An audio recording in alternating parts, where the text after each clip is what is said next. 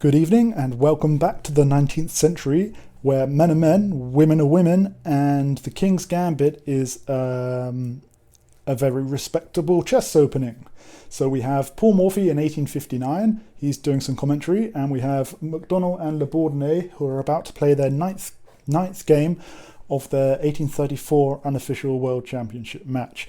So far, Labourdonnais is winning 3-2, and McDonnell has the white pieces. So, can he catch up, or will Labourdonnais increase his lead? We have e4 from McDonnell, probably hoping for e5 so that he can play f4 and have the King's Gambit, a very respectable chess opening. But Labourdonnais says, nope, I'm playing e6. And McDonnell says, well, I'm going to play f4 anyway. And in doing so, the two gentlemen invent what we now know as the French defense Labourdonnais variation. And although Labourdonnais is French, I don't think it's called the French defense because of him. I think it's called the French defense because of a correspondence game between an English and a French chess club in the same year, 1834. So after that little history lesson, of course, we have e6, f4, and then d5. And we have e5, not refusing the exchange, and we have c5. And the game continues. Knight to f3, knight to c6, c3, and then f6. Knight to a3, knight to h6, knight to c2, and knight to f7. And all these moves will become familiar to you because they're played a few times. They've actually transposed into what we saw in the Sicilian defense in a recent game, and there will be a few more games like this. And McDonnell will even write a letter to one of his friends asking for help with calculating some variations in this line. So we'll have a look at that letter in another video. And we have pushing in the center, d4, and then queen to b6. This is a move that Morphy likes. He's commented on it a few times. We have now knight to e3. Morphy comments now. He wakes up. He says, premature. He should have moved bishop to d3. The great fault to be found with McDonnell's play in all these Sicilian and French openings, as also in the Queen's Gambits, is loss of time, which, against such a powerful antagonist as Labourdonnais, could ill be afforded by any player. Okay, so that was Morphy's opinion. We have knight to e3, and captures, and bishop to b4 with check. And again, instead of blocking with the bishop, McDonnell decides to move his king to f2. Now we have captures from the f-pawn, and black castles. Now we have king to g3, which looks pretty crazy from where we're sitting in 2022, but he probably should have gone to g1. That looks a lot safer, but it does block the rook in. The problem with moving out here, of course, is the king now looks very exposed. But we'll see what happens. We have queen to c7.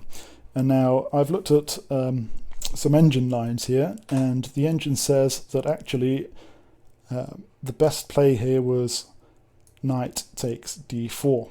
Now if the queen captures, then exchange, and white loses a pawn, so that's no good for white. If instead we have knight captures on d4, we have the black knight captures the pawn on e5, knight to f3, bishop to d6, and now this is looking dangerous. We can have a reveal check here, and the knight can go into a lot of different places and cause a lot of trouble. So the king might want to move back to f2, but then we have bishop to d7. And now you can see black's development is complete. White's still got his queen on the back rank, the bishops are not moved, and both the knights are pinned by the queen and the rook. So this is a good line for black. But this wasn't played, as we said. The queen actually moved to c7. And the game continues with h4. Labourdonnais has an interesting idea here. He decides to sacrifice his knight, like so. in order to open attacking lines on the king. So we have the knight captures here, and you can see the queen is now x-raying the king. So McDonnell moves the king out of the way of the x-ray, and we have knight captures on f3, and not capturing here with the queen because the rook would take the queen, captures with the pawn, and labourdonnais pushes d4, attacking this knight. Now, remember, McDonnell is still up a piece because of the sacrifice that labourdonnais made to open lines. So McDonnell really needs to preserve this knight. So a good move would be knight to c2, attacking the bishop and the centre pawn. But he doesn't do this, he goes to g4. And now labourdonnais has the move e5, which reveals a pin on this knight. So all he has to do is push this pawn, and then he'll recapture the knight and he'll be some pawns up. So for example, if bishop to g5, then we can push the pawn here and the knight's gone. But that's not what happened. What labourdonnais actually played was h5 straight away. And he doesn't get the knight back. The knight now has the opportunity to run away to f2, and this means that McDonnell is clearly winning at this point. But nevertheless, queen to e5, bishop to d3, and the black bishop back to d6, and they're obviously lining up on the g3 square, which would be checkmate. So McDonnell defends with knight to e4, protecting the g3 square, and labourdonnais doesn't want his bishop to be exchanged off. He's still down a piece, so he backs off to c7, and McDonnell makes a run for it with the king. King to g2, bishop to d7, developing his last bishop and joining the rooks, and McDonnell pushes f4, threatening the queen, so the queen moves aside to f5, and now we have knight to g5. Bishop to c6 with check, and it looks like he's going to be able to pick up the rook here, so bad luck to McDonnell. Moves the king aside to g1, and we have queen to g4 with check, and McDonnell is actually quite happy to exchange the queens off, which he does, and we have the rook moving out of the way to h2. Bishop to d3, and McDonnell pushes his h-pawn, which causes Morphy to wake up, and he says, the obvious move of rook to f2 was the coup juste, and would have left the advantage with white. So remember that McDonnell, as white, is still up a whole knight. He has a few pawns missing, but he's actually up a whole piece and is winning at this point. But pushing h5 gives labourdonnais a chance to get some counterplay, which he immediately does. He captures the pawn with his rook, so he's given up a rook for a pawn and a bishop, but now his position starts to improve. We have knight to e4, trying to defend here, and bishop to e3 with check. So the king has to move, and he walks into this pin, which is going to be a little bit troublesome.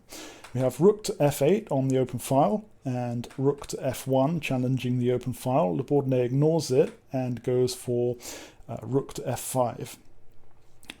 McDonnell plays rook on h to h1, and Morphy, still awake, he says, here again we are at a loss to understand how white could be guilty of such a glaring mistake.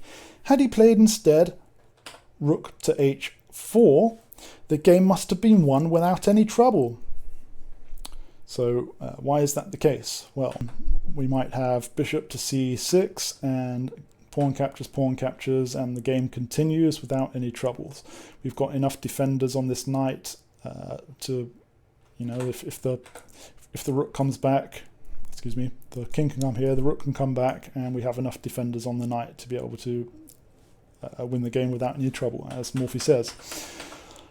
But rook on h to h1 was played instead, and this gives labourdonnais the opportunity to move his rook to e5, attacking the pin knight. And there's nothing McDonnell can do to defend this with another piece. There's two attackers with a single defender.